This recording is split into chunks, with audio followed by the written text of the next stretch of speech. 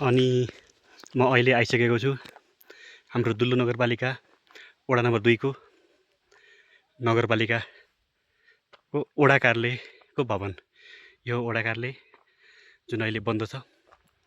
भित्र चाहिँ केटाकेटीहरू खेलिरहेका छन्। अनि यो यता चाहिँ देखिने पारीको डाँडा, यसलाई कोटाथाल भन्छ। यसलाई कोटाथाल भन्छ। यो एरियाको सबभन्दा अग्लो पोइन्ट पनि हो।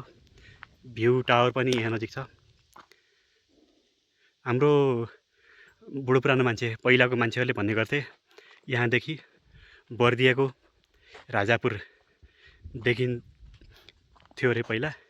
अहिले पनि देखिन्छ अरे, तर अहिले त देखिन मुस्किल छ, किनकि तुवालोले गर्दा, पोल्युसनले गर्दा भिजिबिलिटी हुँदैन।